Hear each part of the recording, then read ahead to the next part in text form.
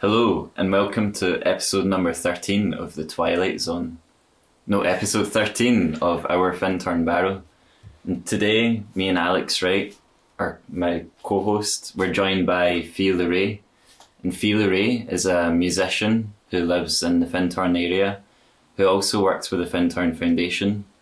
And recently, Fee's song featured in Maria Craig's new Firebird documentary, which our last episode covered. So as this song goes around the world, then hopefully a lot of you will hear this song. For those of you who weren't at the private screening last night, Fee, welcome to our Findhorn Barrow. Thank you for having me. How was that experience of making the song? Where did the song come from for you? Maria gave me a list of kind of themes that she thought were going to come out of the film. I think that was in January. And so I had the list, and then I just, knowing what I already know about being here and what's happened, wrote the song. Yeah, prior to seeing the film. And you performed last night in front of all those people. I mean, I think there was probably over 300 people. At least 300. At least 300 people there. I mean, people that were all very connected to that story. How was that for you to perform such a poignant song in front of all those people? Yeah, it was an interesting moment.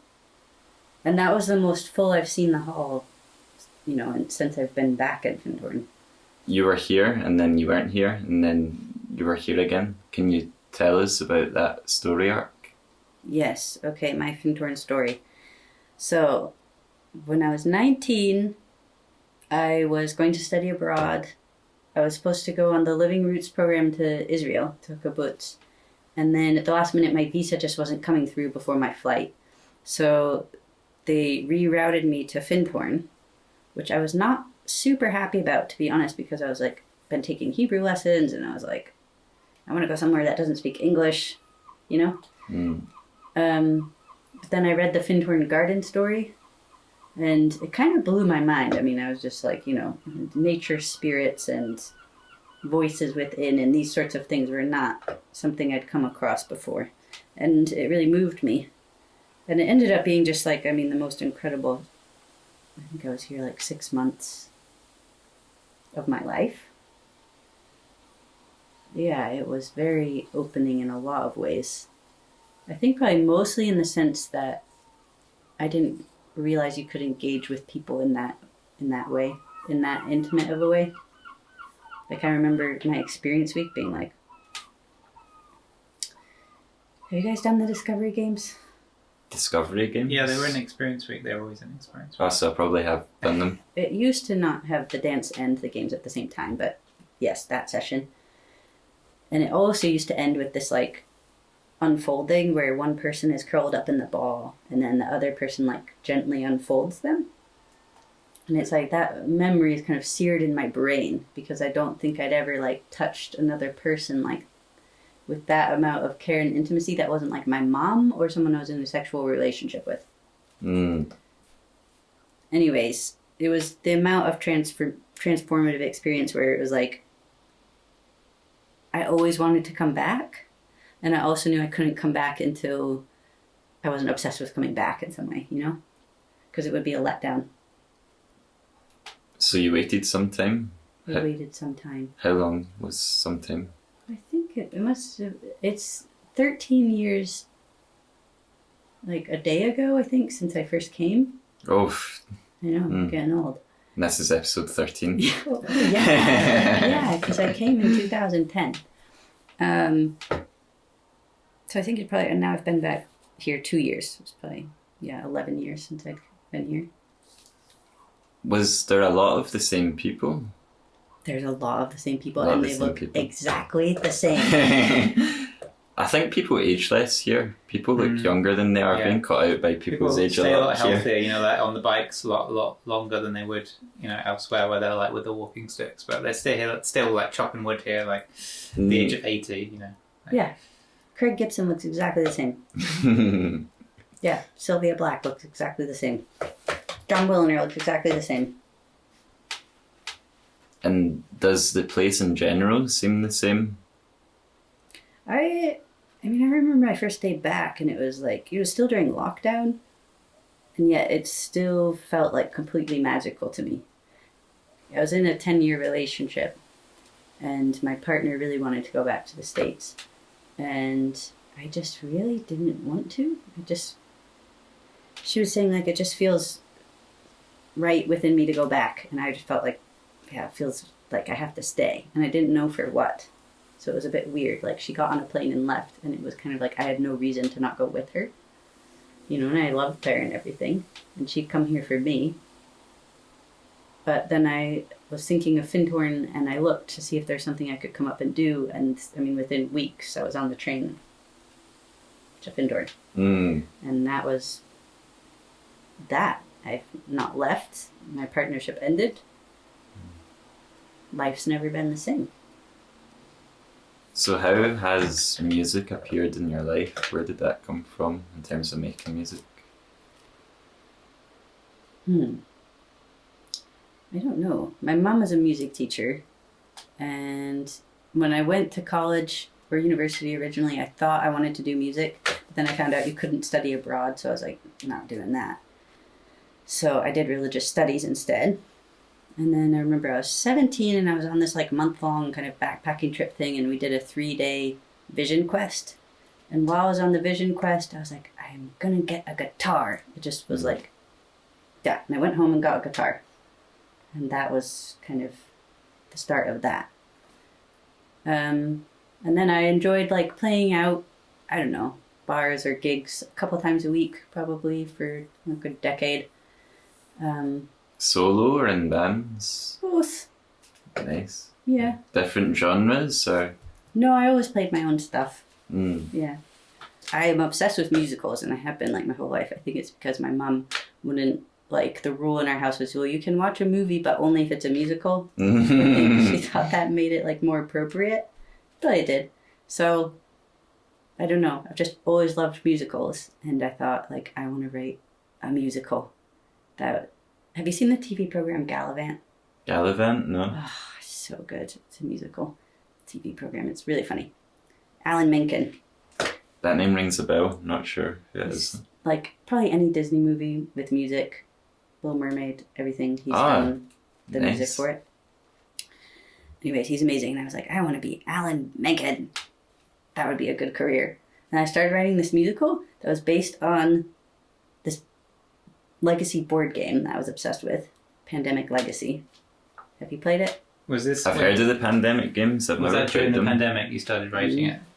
I've played the online version of Pandemic. Oh, there's an online version. I think it's a really good game, and the legacy game is wicked if you like cooperative legacy games. Okay. Really, really, really good. Anyways, this was like my obsession for a little bit. I get really into things for a period of time. So then I started writing a musical on it, and then I was like, this will be my project that I'll finish in grad school. And then, of course, like 2 months into grad school, what happens? An actual pandemic. Maybe it was you that manifested it. You're I really worried making that that. musical. I really worried that. I was like, did I do this? My partner was like, no. So, and I don't want to spoil the game in case anyone plays, but in the game, should I spoil it? Spoiler alert, if you're going to play Pandemic Legacy, then skip 1 minute. What's the spoiler? Okay, so in the game, like, you find out in the group that you're playing that you're supposed to be like saving people from the disease, but you find out you're helping the government spread the disease. And so Oh, gosh. it's like a really great storyline, but not, like the implications of what people might have thought I was trying to say. Yeah. Like, would have been really bad. So it's like real world events just got right in the way of your musical. Yeah, I think that That's would quite have been sad. boycotted. But maybe reality imitated art. Maybe Maybe the Oscar Wilde thing happened. I also know you wrote a number of musicals, or musical numbers about the foundation as well. The community, the 3 founders. Was that the beginning of a musical like idea, or was that just like a little short sort of draft sketch kind of thing, or did you have an idea for a musical about the community? Findhorn? No, that was just a short draft idea. It was for it's like in the spotlight thing where they matched you with somebody who's in your line of art to kind of mentor you. And so you have 6 minutes. And I was like, oh, can I make a miniature musical in 6 minutes? And each song has to be 2 minutes flat. We could have one song for each of the founders. And I did it, but Alex was not willing to make a music video out of it because it was a little, I guess, too much talking about edgy. poop. A little bit edgy. Can we listen to the first one, the Eileen one? Yes, yeah, we can do that. Play it. Let's play it.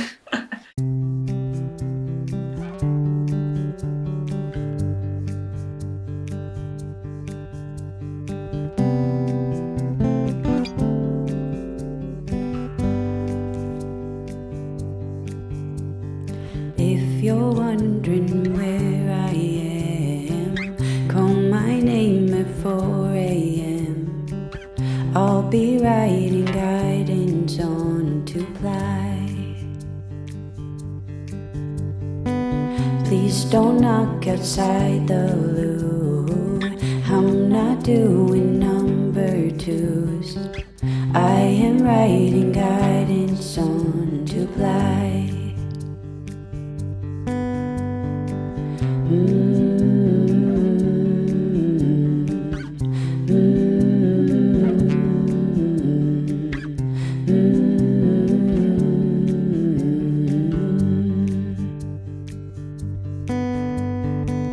Read the words God spoke to me. Hope they do not smell like pee. I was writing guidance on to ply.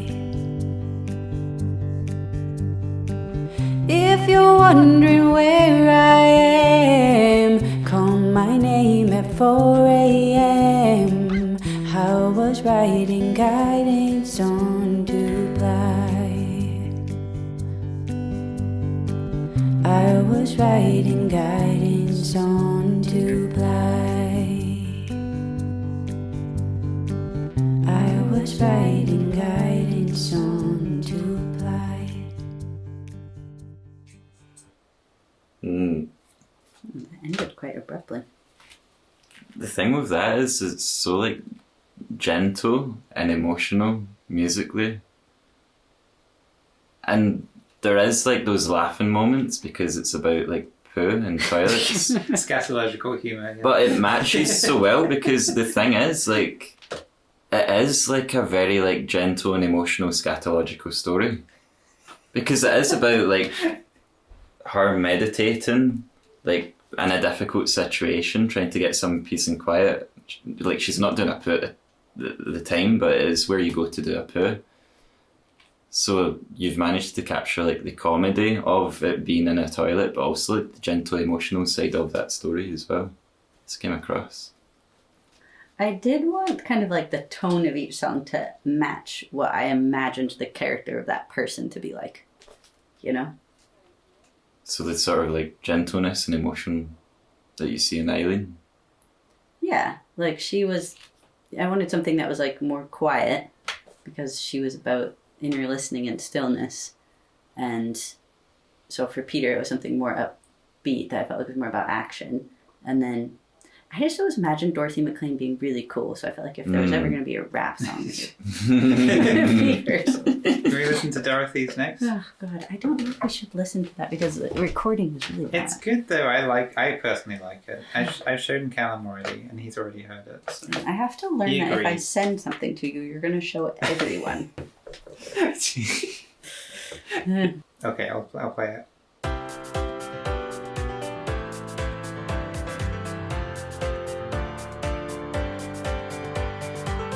My name is Dorothy McLean. I'm calling the higher planes. Can I speak with the landscape angel? No, we're living on sand. What should we do with our land? Can I speak with the landscape angel?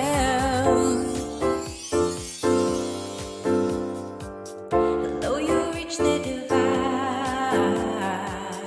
Got one piece of advice. Make friends with the horses behind.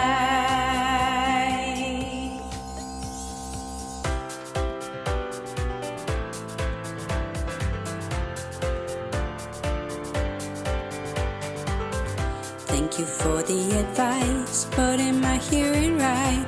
You want me to collect horse dung.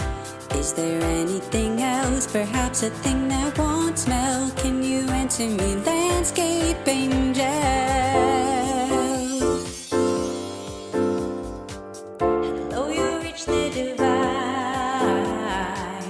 Haven't changed my mind.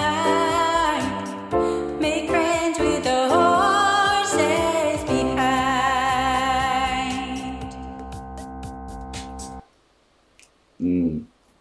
Of the three, that's my favourite one. Really? Yeah, that's my favourite That's my one. favourite one as well. Yeah. Yeah, I love that one. It's so catchy, and then like the sparkles that come I love the in just cheesy matches sparkles. Dorothy as well. That's the landscape angel sparkles. Can you talk to how that like fits with the character that you've understood from like your interactions with? Did you ever talk with her or interact with her much? Or I saw her about because she was still alive the last time I was here, but I feel like they told us maybe like don't approach her. And it was just like, oh, I saw Dorothy McLean today, you know. I remember her being at the biomass boiler like thing, and everyone was like, don't go up to Dorothy, but we're like, Dorothy's here. Because I guess she might have got like overwhelmed with people otherwise, if people hadn't said that. Yeah. I think she was like 90 at the time too, wasn't she? Just pretty old. I mean, she died at the age of 100. I think she got to 100. I think. In the end. Yeah. I tried wondering if I could break into Christian music once. So I was like, sometimes do the international songwriting competition, and then I was like, maybe I'll go into the Christian category, because sometimes I feel like, at least in the US, like Christian music on the radio is like, oh, headache inducing. And I do like to do like some songs with Bible stories. There's a few on my last album. So I put them in, and I was like, what would this be like if like the gayest person on earth when they discover it didn't win anything? Well, I think now's your time, because Natalie Bergman's getting really popular, like amongst like hipsters as well. Loads of hipsters who like aren't Christian love this Christian music. Usually I don't like much Christian music, and it's similar sort of vibe. The Peter Caddy song that you wrote is kind of like a bit more far out than the other ones. Can we listen to that one? Oh my god, but that one is the worst recording of all. I really have to re-record that. I like the song, but the recording is... I never made a good one. I'll play it. Okay, but if it's really bad, we have to cut it out.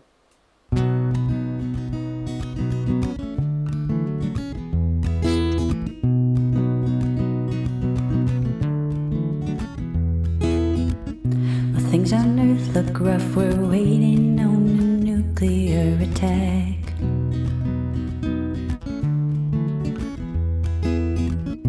Thank the good Lord that the Space Brothers have always got our backs.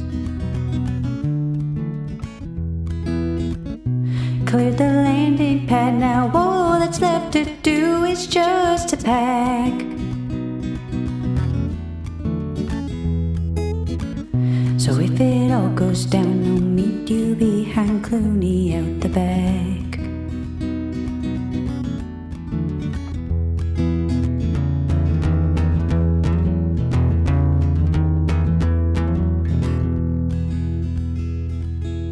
Beam me up, beam me up, beam me up, my guys.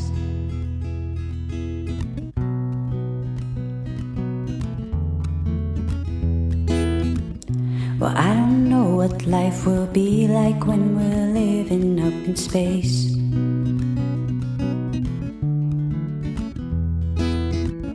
But if they've got hotels for aliens, then we could run a place.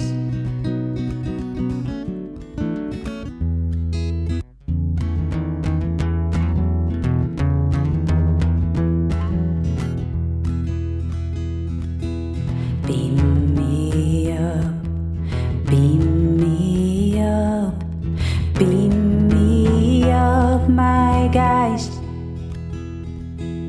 Beam me up, beam me up, beam me up, my guys.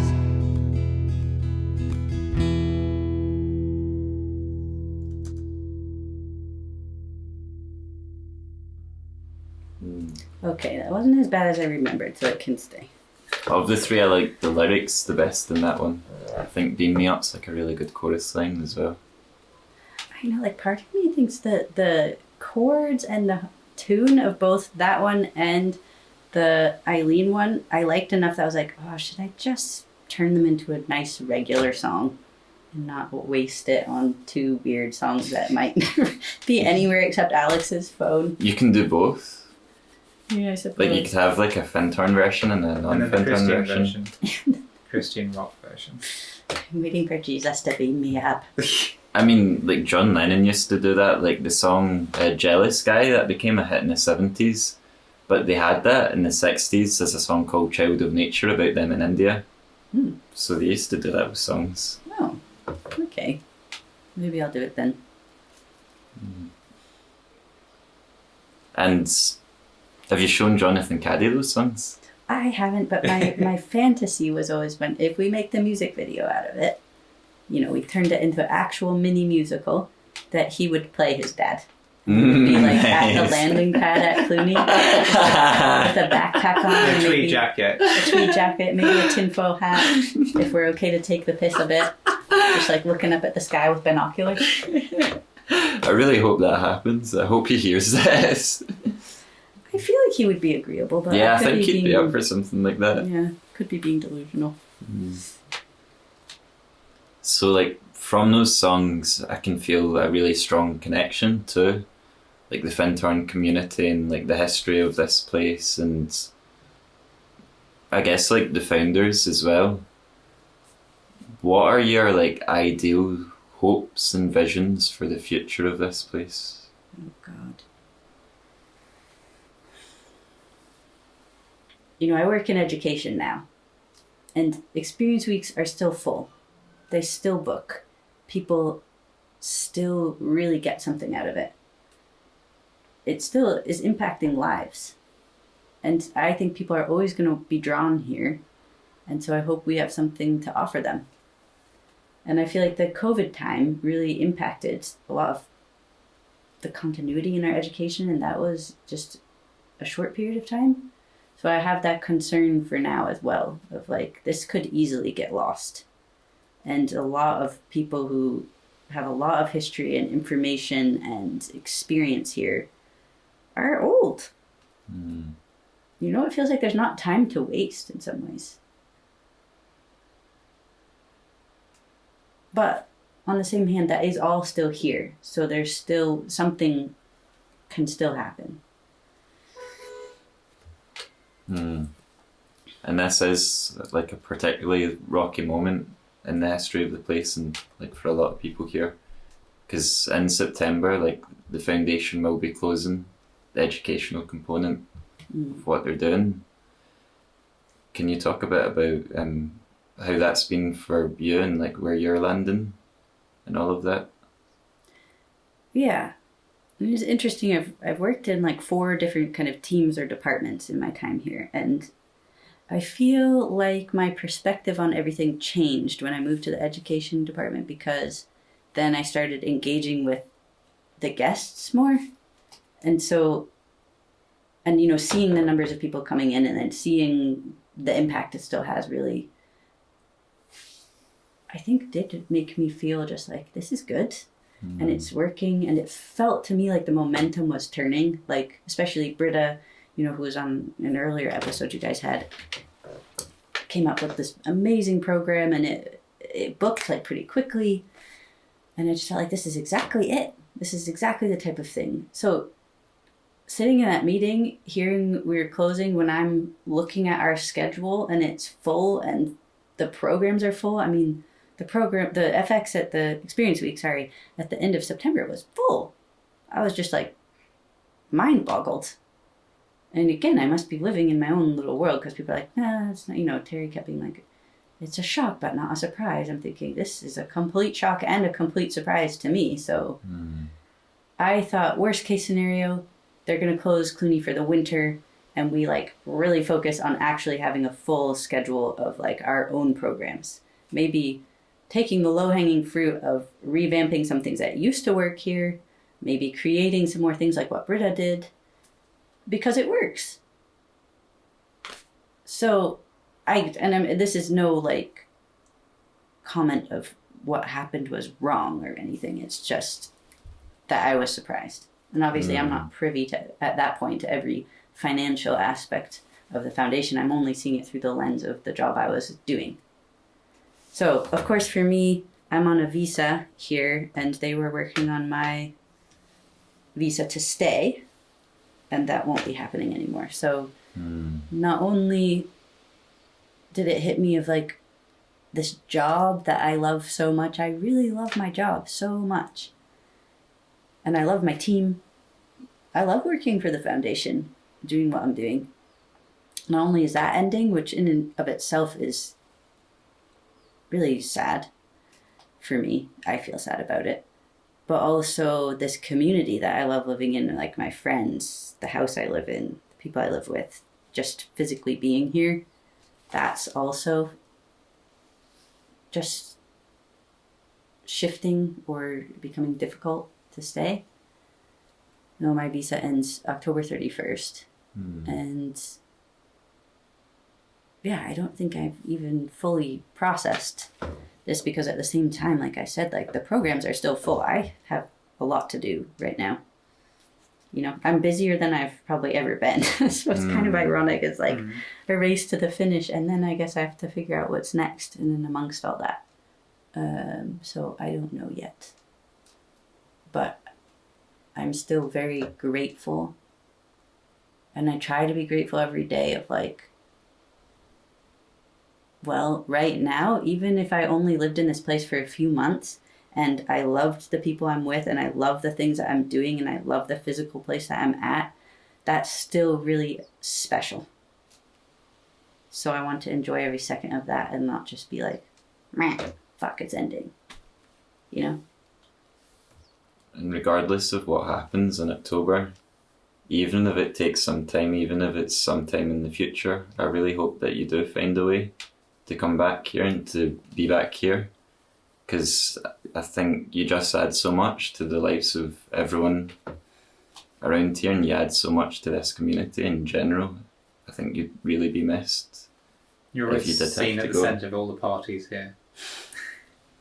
I do feel like I'm good at parties. You're like the social glue that connects all these different people together in the park. Thank you for saying that. I do feel I do a good job at that. I mean, I think I've had this theory somewhat in this place that it's kind of like someone leaves and it feels like it immediately like that hole they left kind of gets filled up or something. I don't know if that's really true, because then I think of you and like Callum actually really noticed your absence and then you keep coming back as well. So maybe it's not true. Sometimes I keep forgetting you're not here. I mean, like, I think I saw you last week. Like, you were... Well, I left in March, but I've been up 5 times. He's not really gone. He won't be gone long. But I have, in my time living here, I did see many cases of people that left for several years and then came back and that kind of thing. So I see a lot of people going away and coming back again.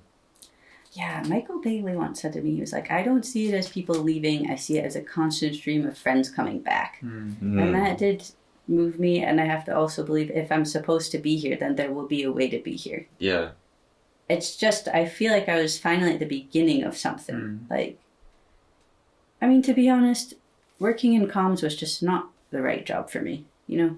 It's not that I didn't enjoy anything about it, but moving to education, though that process was a little bit unpleasant, was the best thing that could have happened. And so I'm just hoping that even though it feels like, wow, I'm finally in my dream job doing everything I've wanted to do, then it feels like there's still so much to learn, that this uncomfortable transition again is leading to something equally awesome. Knock on wood, I don't know. Because I've wanted for a long time to... I have probably more than another album's worth of music, and I just haven't spent the time to like complete the songs or like mix them and put them somewhere.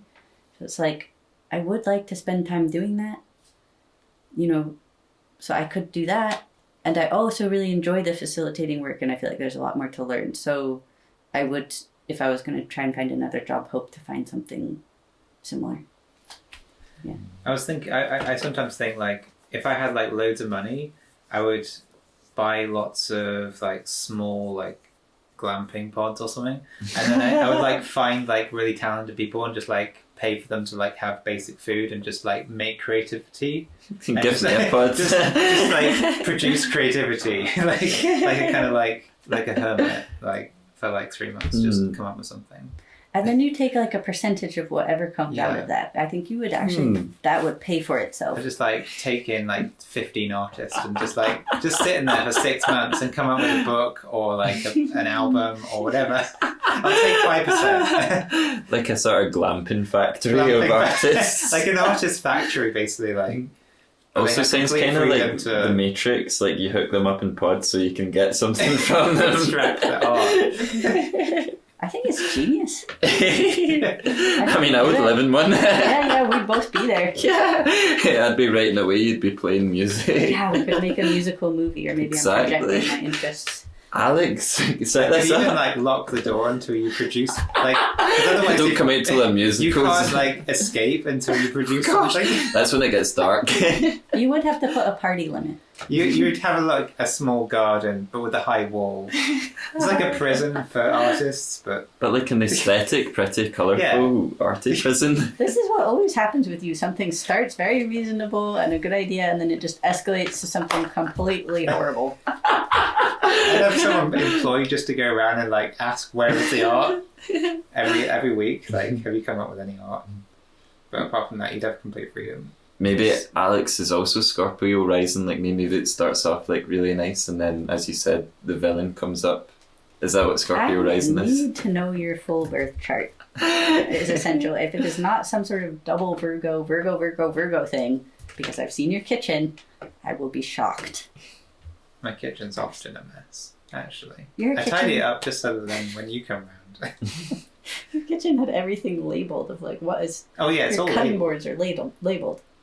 Well, what, like same cutting board? no, I don't have that like level of detail, granularity of my labeling. Just like rice, flour, self-raising. But like on a knife, would it say knife? No. Oh, okay. It's a very Virgo-y kitchen. Have you been in my kitchen? Yes. When? I went in with Adena to spy on you. How they sneaked With in. who? Adena. When Adena was cat sitting. Okay, so I wasn't there. That's why. Yeah. I think she called me in a panic because she thought she lost your cats, and then they were just in the cupboard. Segue time. Another thing that I wanted to talk about today was gender. So, Fee, you identify you're a non-binary person. And I also, like, on the inside, feel like I don't have any set gender. It's something that I'm figuring out mainly in the last like 2 years or so, going through a process with. It's been quite a strange process for me to go through, but when I realised the process was a lot longer than 2 years, it's like a lifelong thing. It's like things are starting to make more sense. How has that process been for you? Can you talk about it a bit? Yeah, I mean, very long. And I think it is kind of like, it's a big thing, you know, because gender and the binary really like, it's like part of our worldview in Western society. So it permeates everything, you know, and like sometimes I hear people say like, well, just say they, them, it's not that hard. And on like a surface level, yeah, it's not. I mean, it's a bit challenging because you have to rewire the way you talk about people. But I do actually think what I'm asking of people when they have resistance, I understand that I'm asking a lot more than just like say this one word. Like I'm asking them to change their perception of and their beliefs about reality in some ways. And I think that's why people are resistant. The people are resistant. Yeah. Oftentimes. And it's kind of a funny thing to get your shorts in a knot about it, but it's also a big thing. You know, maybe also taps into how people view themselves or what they understand about their own identity. Because me and my process, it almost felt like the world views that I've held in the past weren't matching what was actually going on inside and like who I actually am as a person. So I've found it hard even like changing my own worldview to like what's going on inside. And then as I sort of like talk to people close to me, like maybe I release things in like dribs and drabs, like a bit at a time, because I've noticed that there can be like a lot of resistance, and I guess maybe even more so when it's people that are very, very close, because they might have like one idea of the person that they love, but something about the idea doesn't match up entirely what that person's actual reality is, or like who they are as a person. Yeah, that was quite a big thing, isn't it?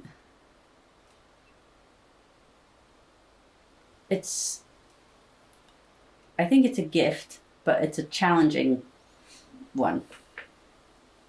Because I feel, okay, I have the opportunity to show people something different, and to really let them see me for who I am, and without the projection of what they think I should be, because she means this and that and this. I mean, I even notice it with myself, like these little moments of like, well, I assume someone is this, and therefore I assume all this litany of other things about them. You know, like she's a woman, therefore this, and it's totally implicit bias from my brain. You know, when people are like, oh, I'm not racist, or I'm not sexist, I'm not homophobic, it's like, you're crazy.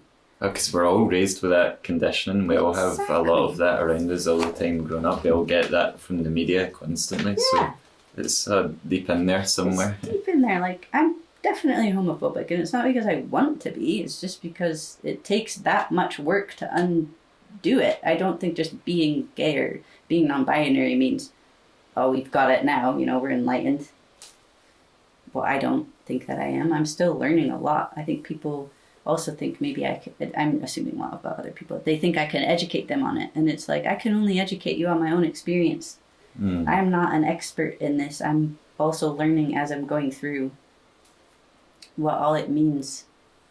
But I understand what you're saying, because I think my parents were completely freaked out about it in the beginning. I don't know if they would admit that at this point, but especially about hormones, I think that's really scary to people, of like what it might mean about how much you're going to change in your personality, and it like lumps so much in with biology that I just don't think is true, or it's certainly not been in my experience. Like, I am who I am. Testosterone isn't going to change who I am as a person, you know? When you came to Glasgow with your dad and we were hanging out together and we went to different restaurants together, like the three of us, and then me with your dad, like we talked about all manner of things and lots of subjects that I feel that most like not kids, but like offspring wouldn't talk about with their parents so much. And like I admired that so much, just like the level of like relaxation and openness and like just straightforwardness. So it sounds like maybe a whole process has went on there over time to get to that point. I mean, I think this process with gender has opened something deeper. It's deepened my relationship with myself, and it's deepened, I think, my relationship with other people. And what I think also is, I felt that there was a lot of resistance at first, but I also realized like a lot of that resistance was inside me, or a lot of that fear or like shame or just discomfort with it. And I think I was getting into a lot more conversations with people who also that were reflecting that back to me. And as I've gotten more relaxed about like accepting this part of myself, or accepting what I know and what I don't know, because I don't know a lot, that ease in myself is also like now more reflected with how other people engage with it as well. And I think that's not to negate the work that also my family has done or my friends, because I think people who are with me in general have done work to try and understand and try to refer to me in the way that I prefer. But all in all, yes, I think it does. It has deepened relationship. I remember when you first came here, I think you were the first person that was non-binary that came to the foundation, and I found it very strange.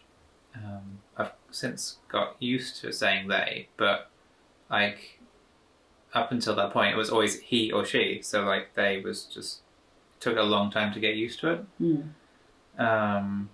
But in a way, like it's opened up a new way of feeling about gender, like because it was always he or she. Like it's like opens up this possibility to like not just like put someone in one box or the other box. But it did require a bit of like reminding myself. Yeah. Yeah. It's work. Did you find that as well for yourself? Like having to remind yourself, like, or was it once you realized it was like, that's it? Like, I feel like did you have to remind yourself that you're making this decision that I'm they, not he or like she, or Not for myself, no. I especially at the beginning, like every time someone said she to me, I was like, "Rrr," I could feel it. Was that just like way "Rrr." before this became more of a normalized thing? Yeah, I mean, I think once I kind of was like more sure of how I was feeling, I was more acutely aware of the way that like when people said ladies or she, it would really bother me. Now it's like, okay, I get it. It's and I'm comfortable with. I see myself. So while I feel very acknowledged and it's nice, and almost I prefer if someone says sir or something, because I'm like, look, then you're picking up what I'm putting down. You know what I mean? Like, look at me. But no, I've never had to be like, oh yes, I prefer to be called something other than she. I can like feel it in myself.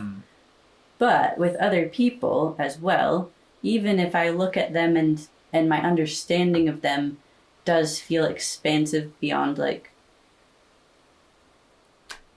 whatever gender stereotypes I would have for a man or a woman, I still am training myself too to like think outside of those boxes and to use the correct pronouns. I practiced on the dog, and it's like, it's a dog. You know what I mean? Like, Seppi does not know what I'm saying. I mean, some words, walk, carrot, poop, whatever. But I'm trying to like not use so much gendered language or even think about the dog in this like gendered way just to practice. And it was really hard. And he doesn't care, well, as far as I know. It's also always really bothered me that we tend to call animals it as well. I prefer to say they for like animals. I've always thought, like, it's like it. I realize, I understand why it can be offensive, but I thought it would be a great pronoun. I don't know. Cousin it in the Addams family. Yeah. My ex-partner and I used to call each other it because I just felt like, wow, we're human beings. We're just creatures that think we're not like weird little animals, and like it just fits the like little creature that is in everyone. Would you rather be referred to as it then? Like, it's coming. It's coming. I feel like that would be much more accurate, but that would be a whole another freaking can of worms to get people on board Retrain people with. to say it instead of they. I'm an it. What's been your experience of being non-binary in Findhorn compared to your experience of being non-binary in other places that you've lived, like America, for instance? I am from a pretty conservative state in the US, and strangely, I felt almost, I mean, it's like I'm engaging with certain circles of people, right? But I felt like in general, the people I was engaging with were kind of like, they get the concept.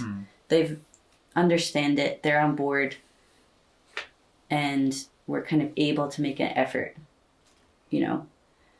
And I did feel like there was just a lot less awareness of it and like maybe more resistance to it here than I would have anticipated.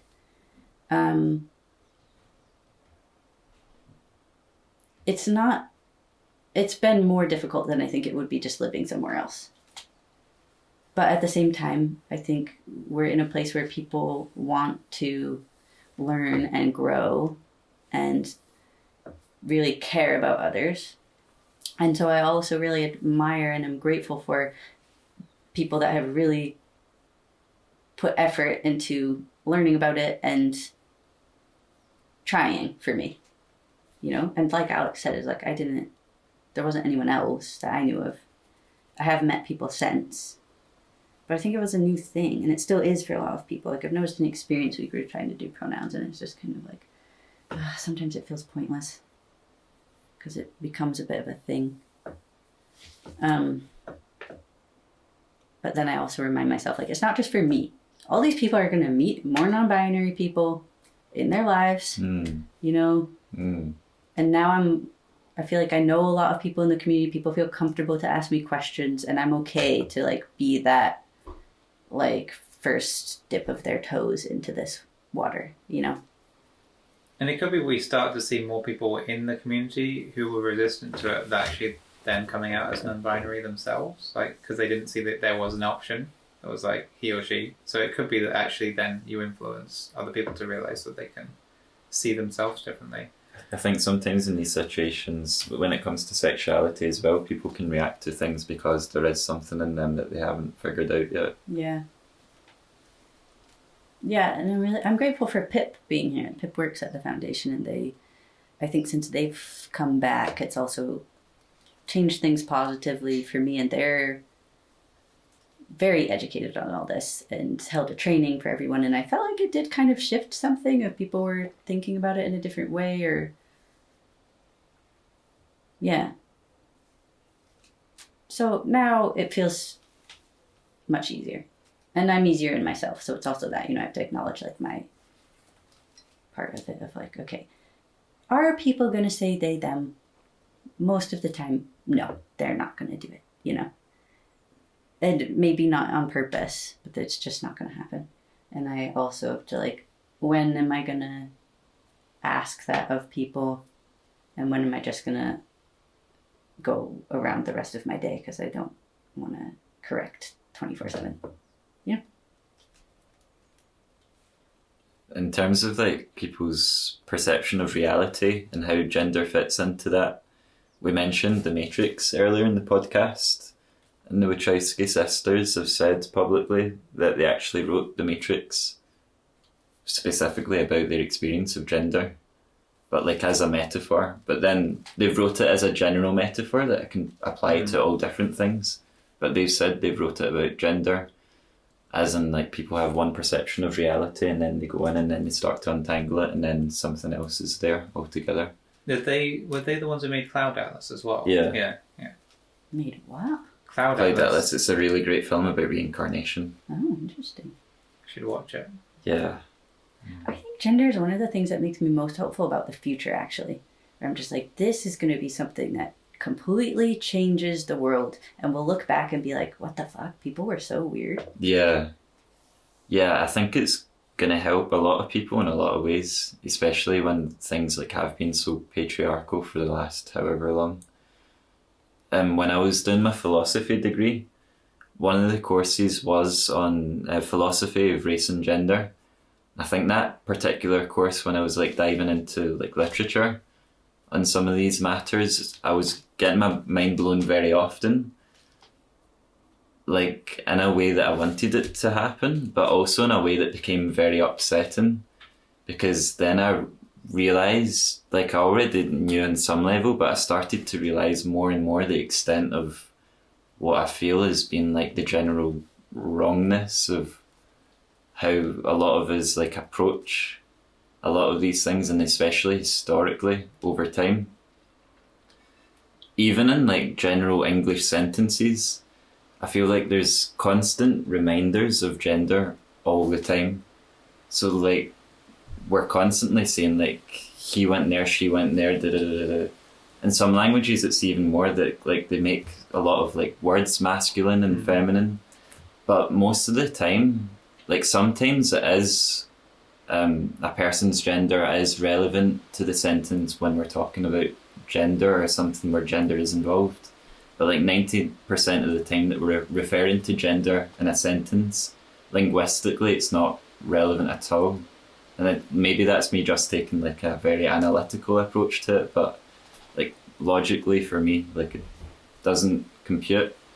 And when I've like had a sort of freak out over that, then for a solid 2 weeks, then in all of my conversations with like my friends and loved ones around me, then I started referring to everyone as they, just to see what would happen.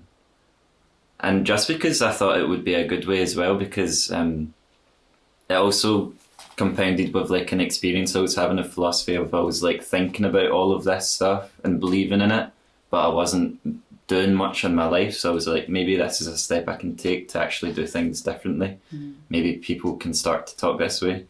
Very quickly, like it became too much to say they for like every sentence and every person. Even when people were like on board with the concept, there was like a lot of confusion. And when people weren't on board with the concept, it was like they were starting arguments with me and whatnot. But it's something that I hope that as a society that we get to eventually, where our language does actually start to change in a way that's more just like logical and also like harmonious to people having a happier I life. think some languages, I think that isn't Finnish is gender neutral language, Finnish. Yeah, a lot of the Scandinavian languages, and it reflects in like, I mean, language has a massive effect on our psychology, so then on politics as well. So like in a lot of these Scandinavian places where the languages are like that, there is generally like a lot less resistance to like trans communities, non-binary people in politics. Whereas like places like Italy, for instance, I know this from Italian friends, where their language is a lot more gendered than the UK, then there's like more like violence and resistance and hatred than in the UK, for example. How would you sum up everything in the universe? Oh God, please don't mention that. I cannot. You don't have to answer that question. Are you going to start having your music more out there? Yes, so I have a website, it's Luray.com. I have Spotify. I think if you search Luray, it'll come up. But on Spotify, I am Fiona Luray, and I cannot change that. So, yeah, it's on Spotify, it's on iTunes or Apple Music or whatever. It's all the places. So we'll put that on the description, all those links. Thank you. And this has been a really fun, cozy podcast today. It'd be really nice to end the podcast with a song. What song would you like us to play for you of your discography? Let's play Where Goes the Light. Okay. Fee, is there anything you'd like to say about Where Goes the Light before we play it? I wrote it when the eclipse, remember that solar eclipse that happened a few years back? I think it was 2019 or 18 or something. And where I was living in the States at the time was on the path of that it was on. So it went into complete darkness. And I remember like standing out there, it was like 4 p.m. or something, and going into the complete darkness and all of the, just like complete silence, all the birds stopping, all the bugs. The cicadas started going, actually. So it was partly that moment was like what sparked the song, but it was also kind of this general more time in my life where I felt like, where's the light gone in my life? I was actually quite depressed.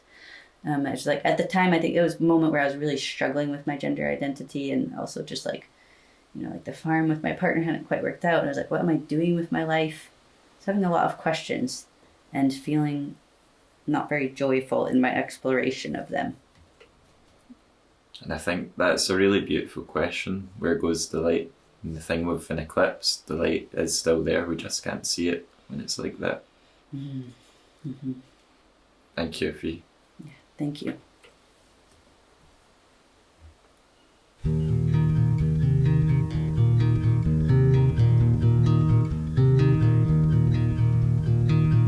There was the fall, yes, I remember. The tumbling walls, the flying embers. from grace has left me tender. Now in my place, some new pretender. Where goes the line? I've lost my way. No guards, no fight, and too much to say.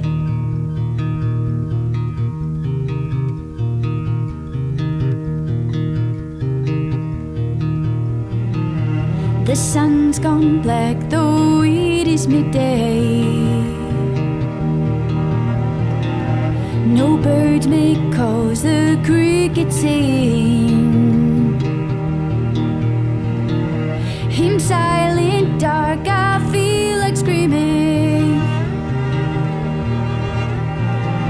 Something's been lost and now I see it. Where goes the light? I've lost my way. No guards, no fight, and too much to say. Where goes the light? I've lost my way. All guards, all fight, and nothing to say. Nothing to say, nothing to say.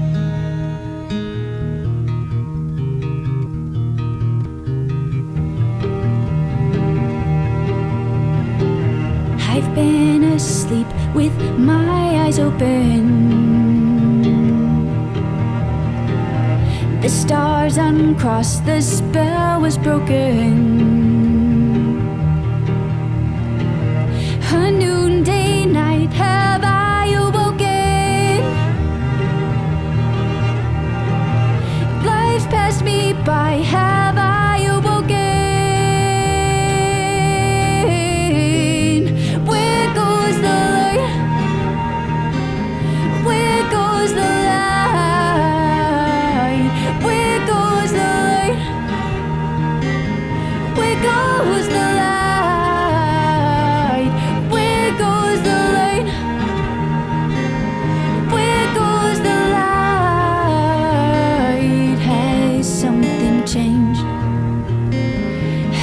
Something changed. Now something's changed.